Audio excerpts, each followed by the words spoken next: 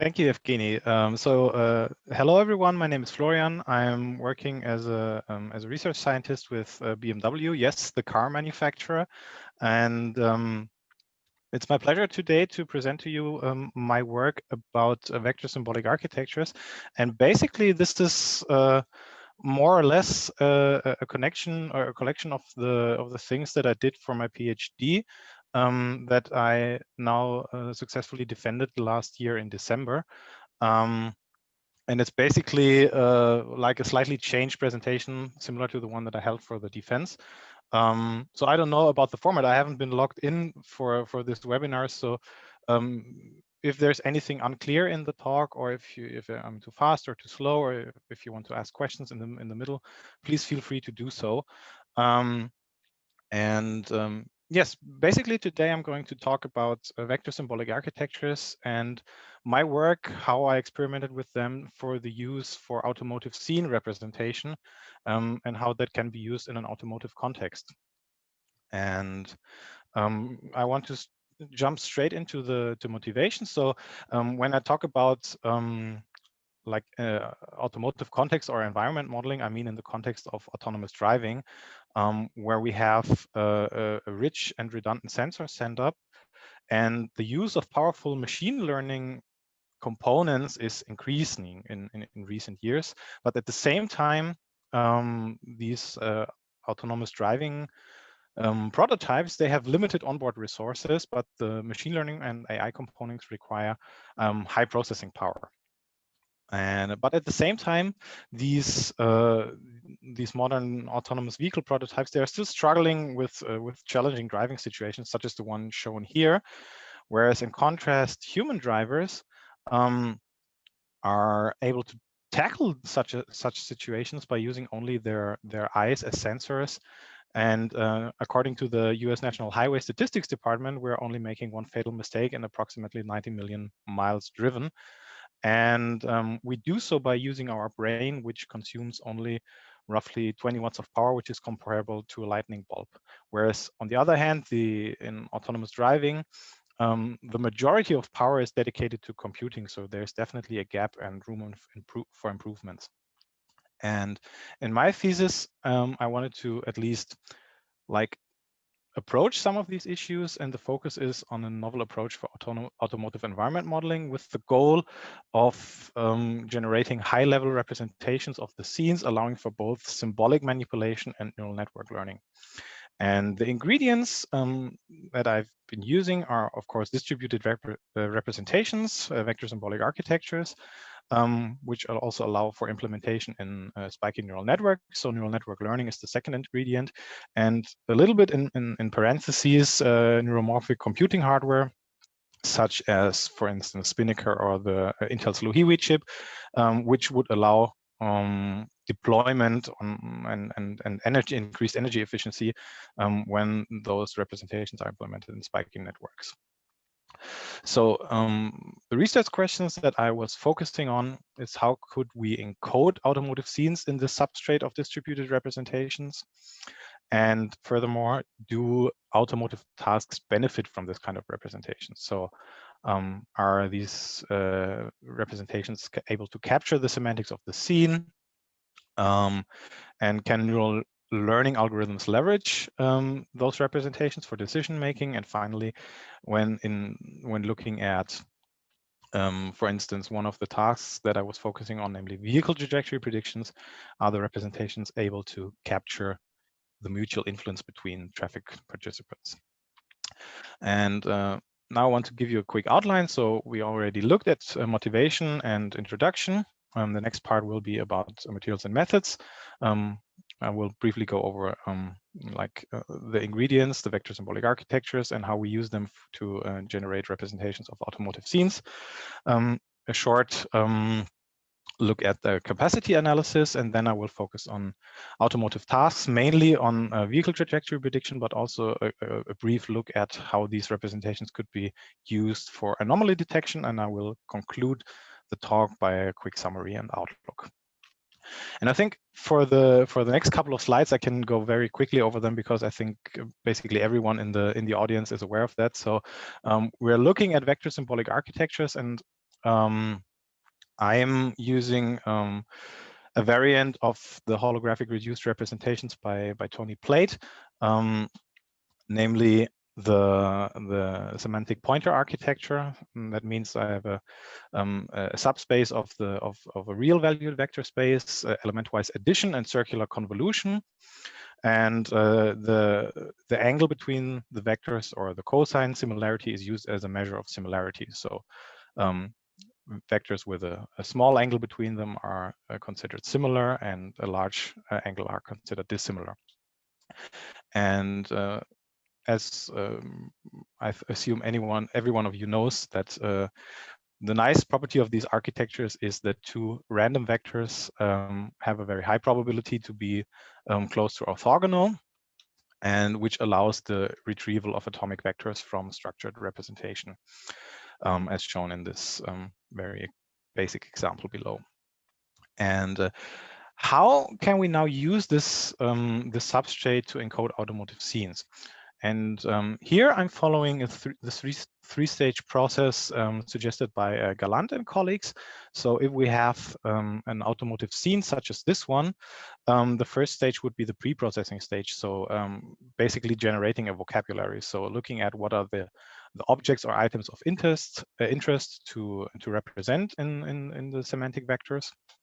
For instance, in this example, this could be cars, traffic signs, traffic lights, and pedestrians, maybe bicyclists, motorcyclists, and then basically creating the vocabulary by assigning a vector representing this entity.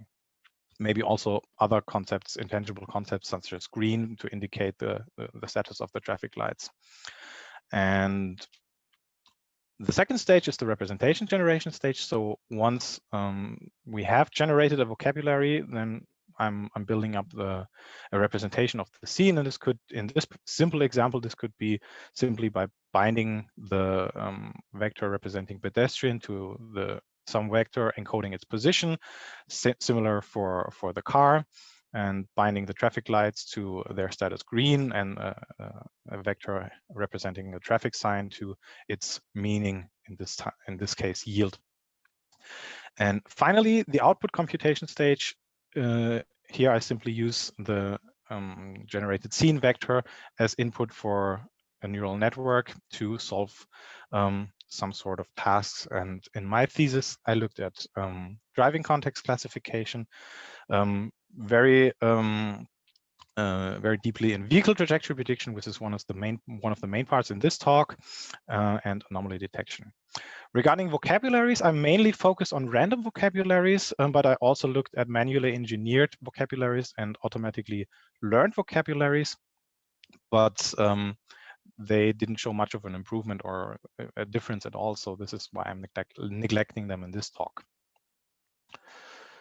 So now I want to focus on how to encode numerical values, because if we want to encode like the position of traffic participants, we need a way to encode these numerical values of the positions in the vectors. So therefore, we need to look a little bit more into detail of circular convolution. So we can write circular convolution as a combination of the Fourier transform and its inverse. So to calculate circular convolution, we use the discrete Fourier transform of both vectors. And in the Fourier space, we employ element-wise multiplication and then use the inverse discrete Fourier transform to actually calculate the circular convolution. And with this definition, we can actually define a convolutive power by an exponent. So again, we use the same formula. We use the discrete Fourier transform applied to the vector v, then take the element-wise exponentiation by the exponent p, and transform that vector back to the original space using the inverse discrete Fourier transform. And since this can be a complex valued vector, I'm simply taking the real part of it. And to avoid the accumulation of noise in these representations, I use so-called unitary vectors as basis or as unit vectors, so to speak. And those are those vectors that preserve the length of the vectors when convolved with them. And so this puts us in the situation to finally encode 2D coordinates xi and yi by simply taking the convolutive power with random unitary vectors x and y, convolve them together, then we have the representation of one numerical vector, and to encode a series, we simply sum them up. And this is how this representation looks like. So this is one vector simply encoding one object of type T1 at position x1 and y1. And this is an example where we encode two objects of the same type at different locations. And we can already see that the similarity in those right-hand plots compared to one object decreases a little bit. So that's why I also looked at the capacity analysis here. So I need to find like bounds for how many objects can be encoded in this sort of representation before the similarity drops below a certain threshold where they cannot be distinguished anymore. So first of all, I looked at simple superposition, and therefore I generated a random vocabulary with member vectors mi and n non-member vectors ni, and calculate the scene vector, simply summing up the member vectors. And then the question is, how large can the number of those vectors become before the similarity between the scene vector and the members is not distinguishable anymore from the non-members. And this is a plot for 256 dimensional vectors, 512 dimensional vectors, and 1024 dimensional vectors.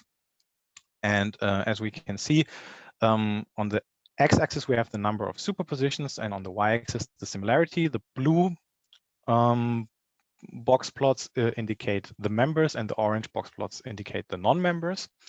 And I looked at two similarity thresholds, and we can see that for 256 dimensional vectors, we're safe with up to 40 superpositions, and for 1024 dimensional vectors, we can even safely sum up 100 vectors.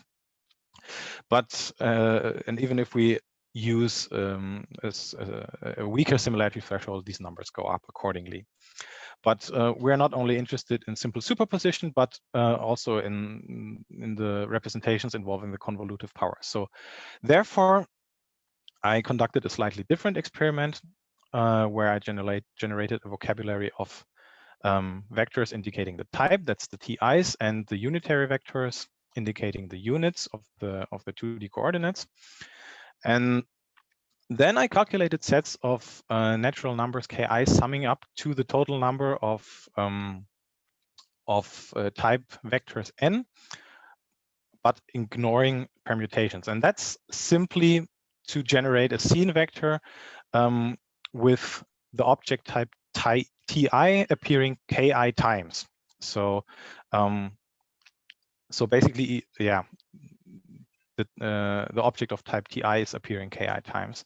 And we by summing up, we generate a scene vector encoding each position.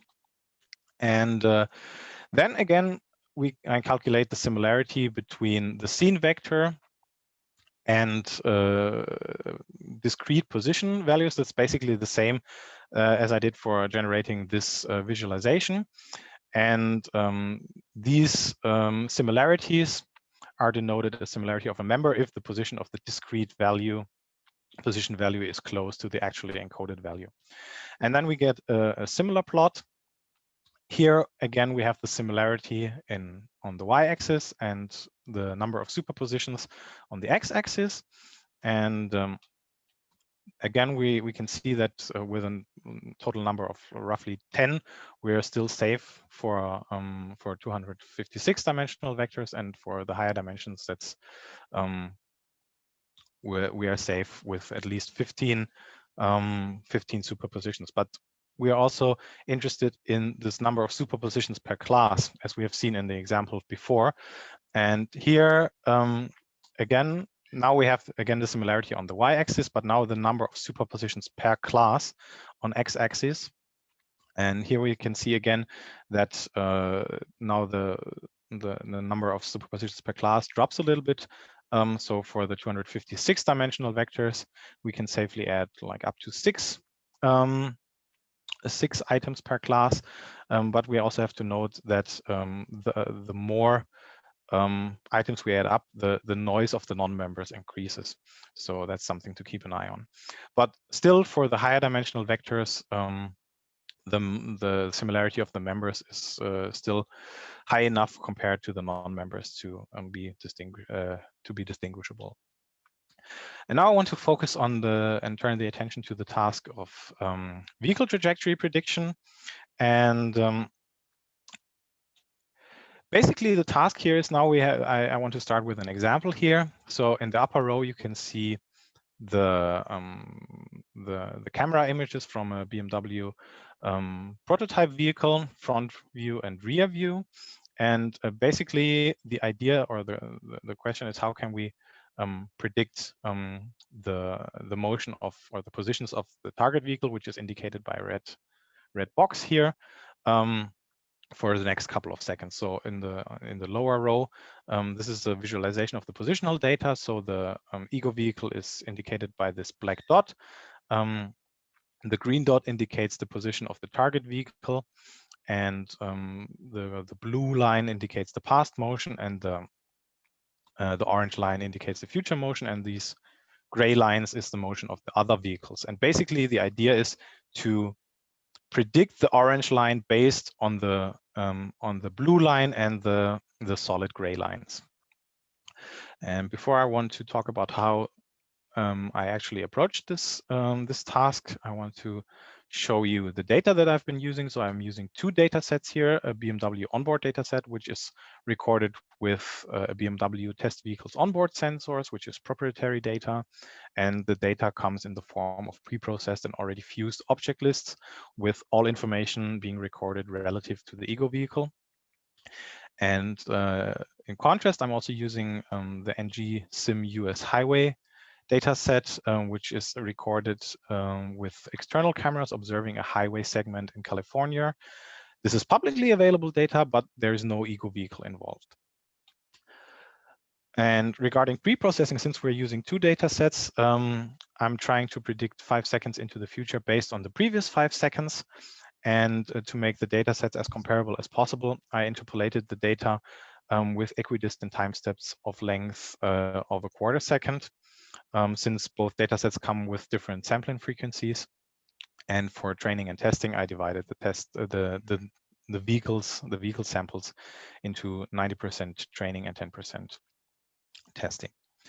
So now let's look at one example scene and how we could encode this in a vector symbolic architecture type representation.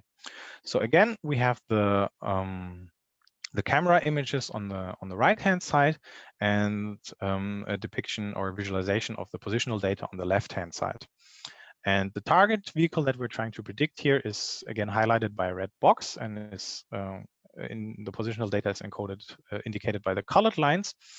And now we simply encode the positions of all the traffic participants as shown previously. So basically, we encode the positions using the convolutive power, convolve the position with the object type. So this could be car, motorcycle, truck, and we do this for all the objects. And for the target vehicle, we're simply convolving that one with an additional vector called target, indicating that this is the object or the vehicle that we're interested in. And this is how this representation looks like for the same scene. So here we see the representation or the similarity of the vector with the target vehicle, and here with all objects of type car. And we can see that we are able to successfully encode this positional data in the vectors. And since for the vehicle trajectory prediction task, we are interested in sequential data, so of the sequence of the past 5 seconds, we simply generate one vector for each moment in time. So every hyperplane in this plot is basically one vector used as input data for the learning models. And this is basically the learning models that we're using. So we're using the positional data and depending on the model, some auxiliary data, put that into a learning model and try to predict the position of the target vehicle. And the main architecture that I've been using is an LSTM network consisting of one encoder LSTM and one decoder LSTM. And additionally, I also use a very simple linear prediction model based on a constant velocity assumption. And to answer the question if the prediction accuracy of the model benefits from the information about other vehicles, because only so I'm looking at several learning models, but they only differ in their encoding of the input data, and only the input encoding using the convolutive power or have access to the motion of vehicles other than target. And this is to answer the question if the prediction accuracy of the models benefits from these information and from the encoding in this vector representation. And here you can see that these models only differ in the encoding of the input data. And as a reference model, I also use a simple feed-forward spiking model implemented using the neural engineering framework in the Nango simulator. And the answer to the question if the prediction accuracy benefits from that is kind of. So if we look at both at the complete data sets, the prediction accuracy is very similar. So here we have on the x-axis we have the time horizon into the future, on the y-axis the rooted mean square error in lateral and longitudinal direction. And as we can see, all the learning models perform very, very similarly. And therefore, I wanted to have a look at a more detailed analysis. Also, the spiking models, they are at least in the same ballpark. They are performing slightly worse, but therefore they offer a simpler alternative when energy efficiency, for example, is a key goal to look at. So, but since the models are performing so similarly, I looked at certain metrics to compare them. So here, what we see here is a comparison.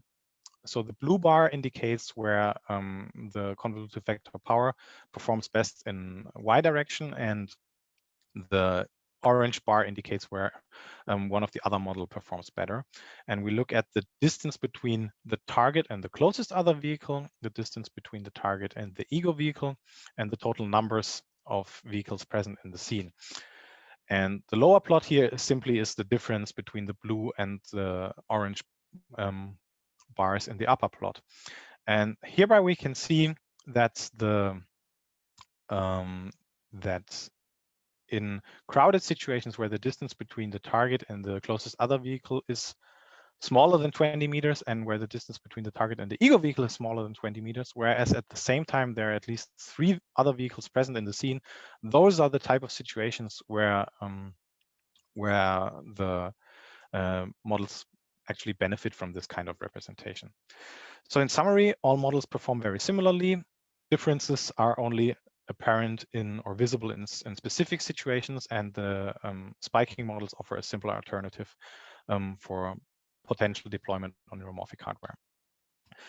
So, but to investigate this a little bit more deeper, I wanted to focus on lane change samples as interesting samples. But here the problem is that the data sets are imbalanced. So what we can see here, the BMW data set consists of basically 86% sample straight driving, where we can only see a lane change in they are a lot less prominent.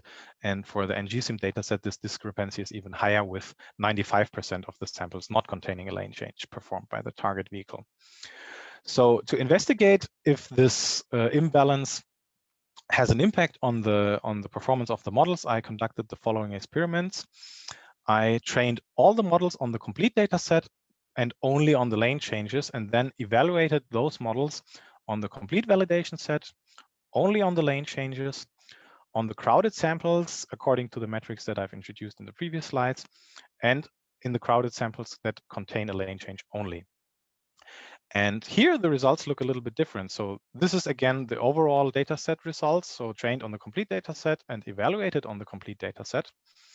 And this is trained on the lane changes and evaluated only on the lane changes. And here we can see in Y direction where the main nonlinearity of the lane changes happens, that the models employing the vector representation outperform all the other models. And if we look at crowded lane changes, when we train on lane changes, then the discrepancy becomes even more apparent. And to see if the models, if there's a difference between, for instance, the numerical models, I also now plotted them against each other. So here now we can see the models, the numerical models with trained on all samples and trained only on the lane changes, and here the LSTM using the SPA representation, also trained on all samples and the lane changes and evaluated on the lane changes. And here we can see that there's not much of a difference between the numerical LSTM given the training difference, but for the LSTMs using the vector representation, we can actually see a large difference. So if we train only on the lane changes, the performance becomes a lot better. And for the crowded lane changes, we have a similar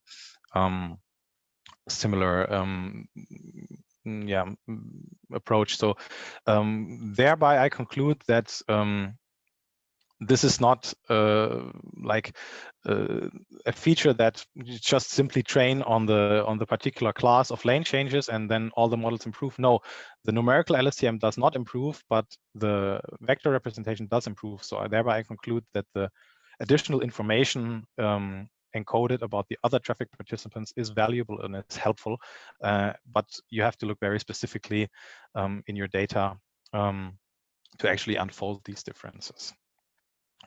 And I want to conclude this part of the talk with a little example. So this is a sequence again from the onboard data set. The vehicle that we're trying to predict is this one right behind the ego vehicle. And we can see that like when we have mainly straight driving, that already the linear prediction model already performs well, which we have seen in the previous analysis already. And that depending on the situation, that like it highly depends on the situation which model performs better than the other. And that is why I extended this vehicle trajectory prediction model with an online learning model. So basically, I used the predictions of the different learning models as input for a mixture of experts online learning model. But due to time reasons, I don't want to go into further detail here. So if you're interested, you can either contact me or look at this paper where we present this mixture of experts online learning model. Now I want to give you a little bit, I want to describe the anomaly detection tasks very briefly before I conclude with the summary. So basically the idea here is to use the same representation as for the vehicle trajectory prediction and see if we can find anomalies in the data. So I'm simply using the representation as input for a simple autoencoder network to generate reconstructions of the input vector, and then looking at the reconstruction error. If that reconstruction error exceeds a certain threshold, then we consider those vectors to be outliers. And since it's not possible to have a qualitative analysis here, I look again at the metrics that I've used in the previous analysis. So here we have again the distance between the target and the closest vehicle, and the distance to the ego vehicle, where the blue bars and boxes indicate the anomalies, and the orange bars and boxes indicate the complete data set. And we can see again that the anomalies detected by the network look very different. So again, these anomalies tend towards crowded situations with small distances, where we don't see this tendency too much in the overall data set. And similarly for the number of vehicles, again, the anomalies tend to be scenes with a large number of vehicles. This is the results for the BMW dataset. For the NGSIM dataset, the results or the differences are not that clear, but they are still visible. And that brings me to the summary of my talk. So the main contributions here are a novel approach to encode automotive scenes in the substrate of vector symbolic architectures, a novel representation for spatial positions of multiple objects. I investigated downstream applications such as driving context classification and very predominantly vehicle trajectory prediction. I analyzed the capacity of the vectors, influence of the data set, and also in my thesis there's an analysis on hyperparameters on performance. I also pointed you to the mixture of experts model that I also investigated but skipped in this talk. And future work could involve to replace the LSTM models with the novel Legendre memory units proposed by Volker and colleagues from University of Waterloo, to encode more and other information in the scene representation. And of course, something that I wanted to do but I couldn't do in the during my thesis, to deploy that representation and models on neuromorphic hardware. But in summary, those approaches investigated in my thesis show the promise to be an energy efficient addition to future automated vehicles when they will be able to deploy it on neuromorphic hardware. And yeah, that's basically it, what I wanted to tell you today. I think I'm a little bit over time. I apologize, but yeah, if you have any questions, feel free to either ask me now or feel free to get in touch via email. Thank you very much for your attention. Thank you very much, Florian. Great talk. So now I open the floor for questions. So as I said, from now on until further notice, we will have one talk per webinar. So hopefully it will allow for more discussions. So please, anybody, unmute yourself and speak out.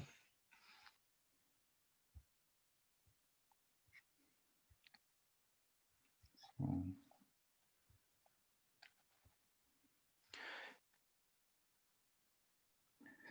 Hi, Florian. Thanks, thanks for the talk. That was really interesting.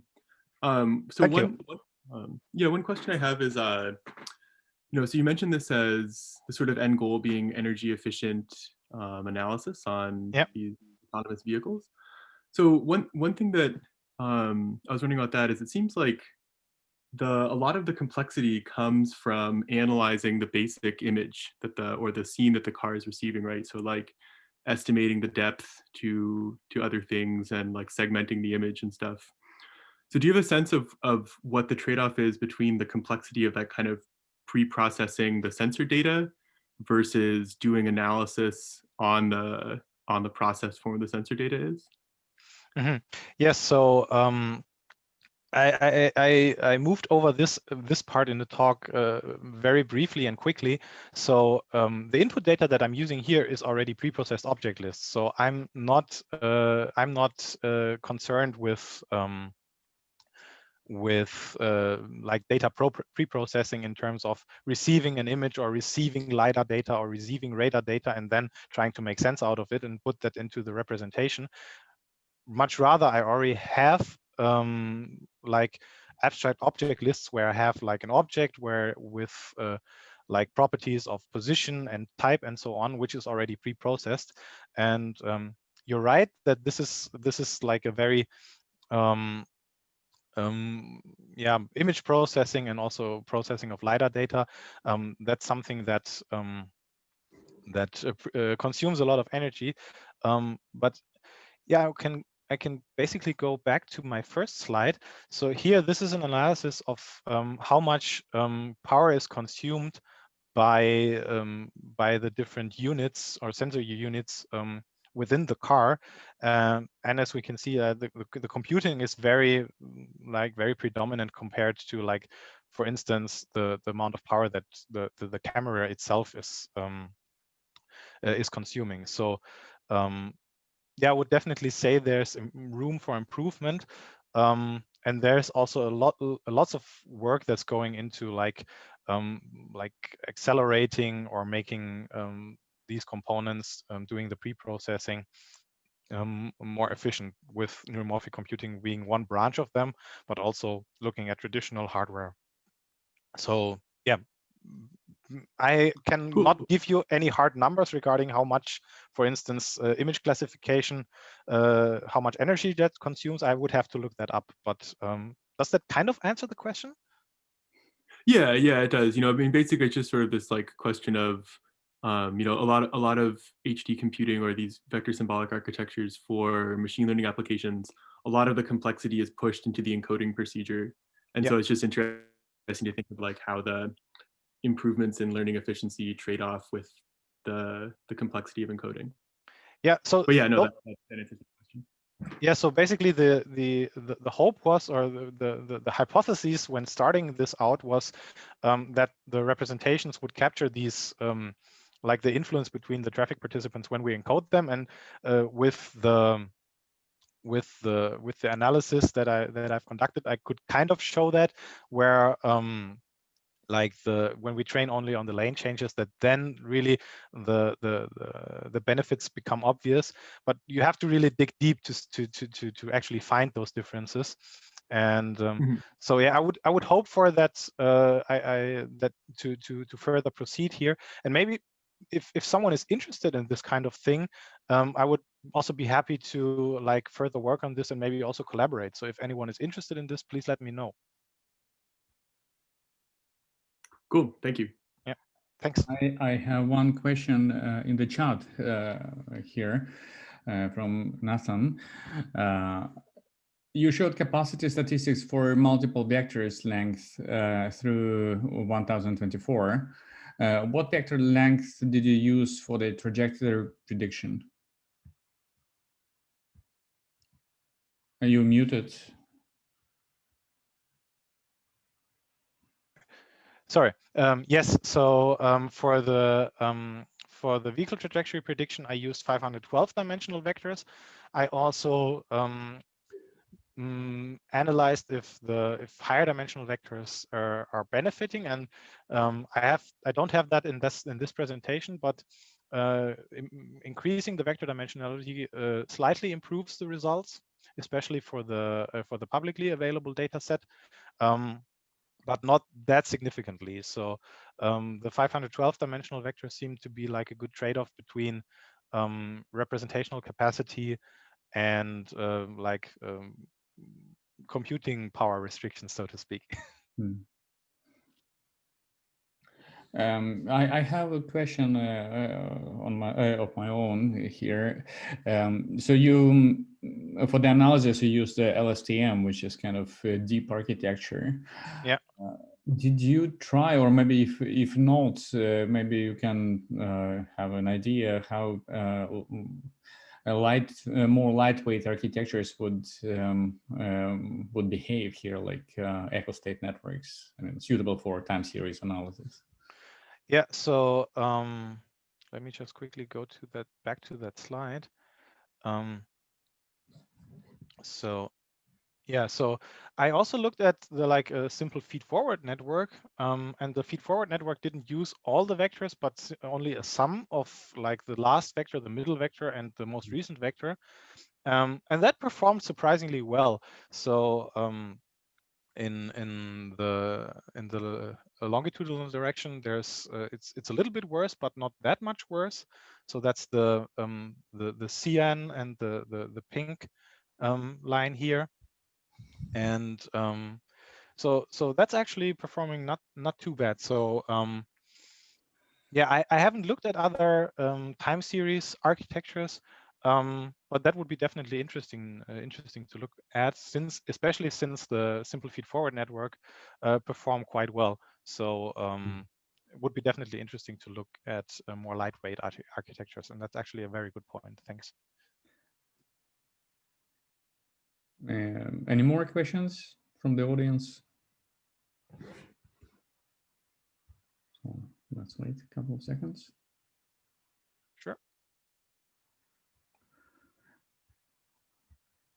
Maybe one last more kind of personal question. Are you continuing working on VSA's HD while at BMW, or are you doing something else now after? Yeah, so this was basically the topic of my thesis. I would love to continue work in this fashion, but it's kind of still a niche thing, and to actually convince it's already hard to convince people at BMW, which is like a German car manufacturer, like solid engineering stuff like that. It's already hard to convince people to use traditional neural networks. So convincing people of using these high dimensional vectors and convincing them that it's actually useful, and implementing them even in spiking networks and neuromorphic computing, which most people don't really know what's the difference between traditional neural networks and this kind of networks. It's difficult, but I would love to continue work on this, and I'm planning to continue work here as much as my time at work allows it. All right, thank you very much. Of course. Well, if there are no more questions in the audience, then I would like to thank Florian once again for the great talk. So the recording will be available online